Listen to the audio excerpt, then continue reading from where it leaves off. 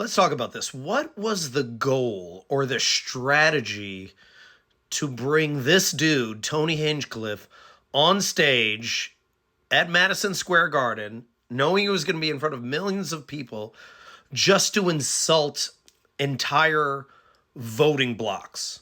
What was the goal?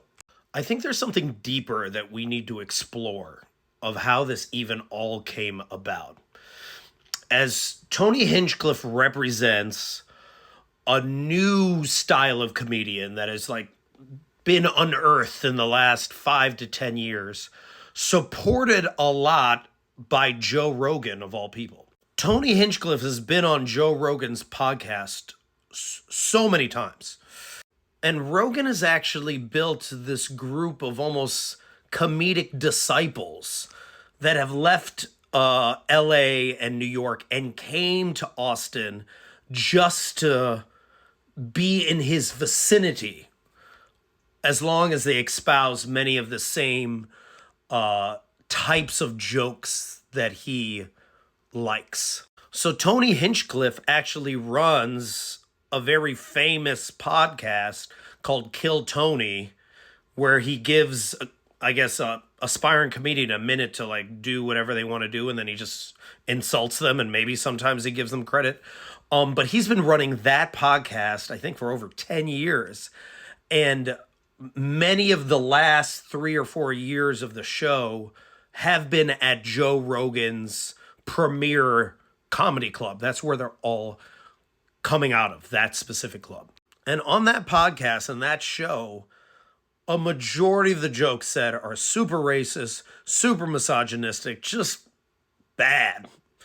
And they've become more and more popular in the INCEL MGTOW community, men going their own way community, that they were able to do this event at Madison Square Garden.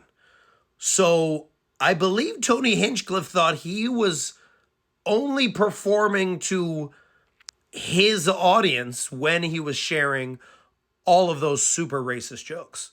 I don't think Tony realized, because he was so successful at Madison Square Garden in the past, that he wasn't just speaking to the incel and MAGA bubble that might love his jokes, but instead he was talking to the entire population of the US that realizes what he's saying is super fucked up.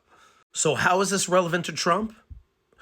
Well, not only is Joe Rogan vouched for him a lot, even though he hasn't endorsed him, he's given him such a platform to speak, as well as allowing him to be on this podcast 8 days before the election, right?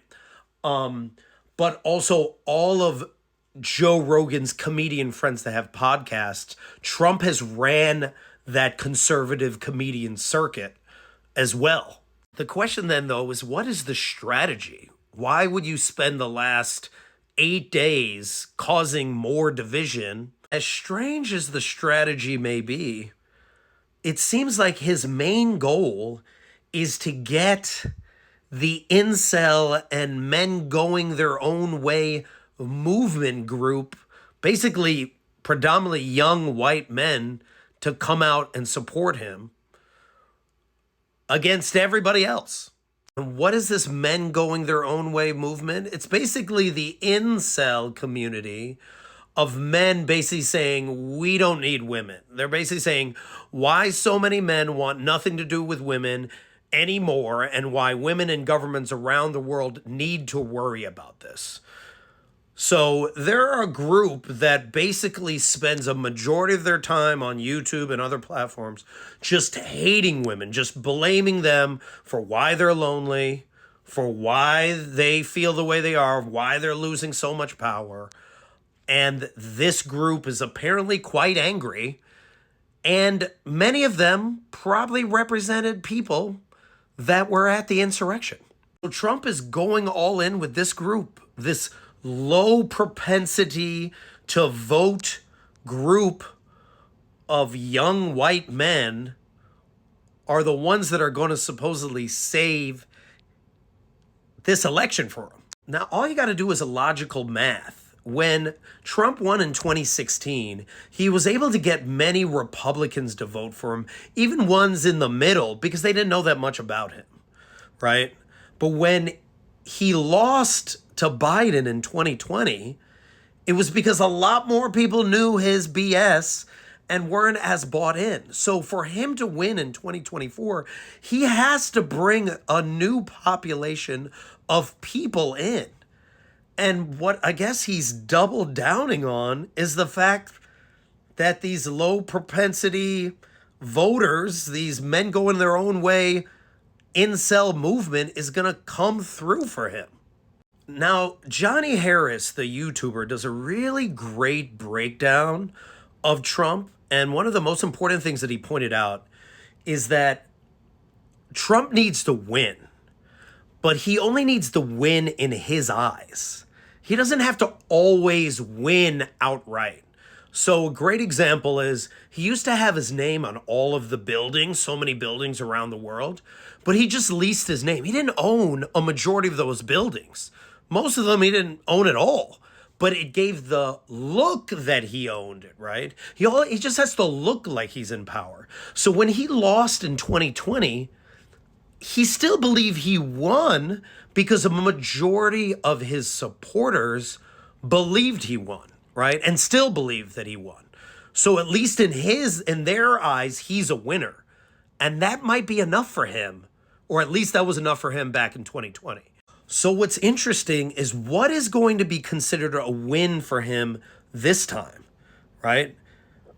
Because if he loses, which a lot of the data communicates that he is, because he's not bringing any new populations in to vote for him, and definitely more people are voting, right?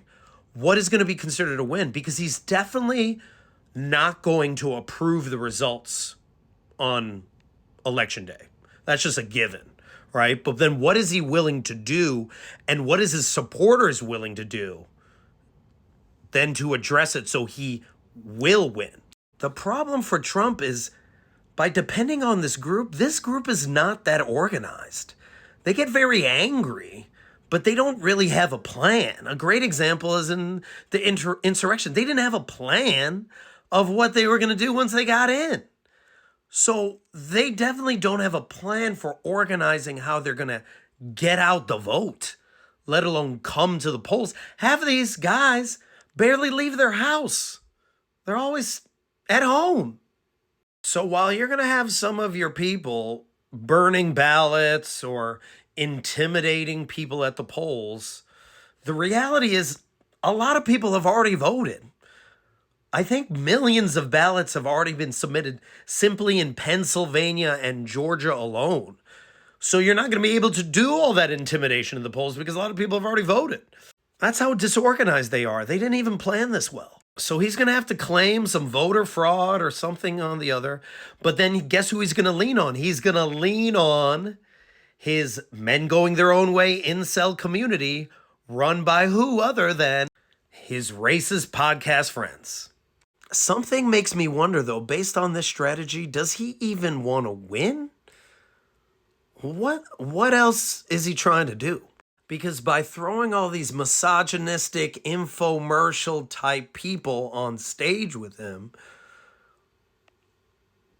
he's only catering to such a small, tiny, sad community that feels extremely lonely, but I don't think they're going to come out for him the way he thinks they're going to come out for him. And what might end up happening is he's just going to end up alone because people won't want to be around that sad Trump, chaotic, lonely energy. And then he's going to represent many of these men that are choosing to go their own way in a very insecure and toxic masculine way.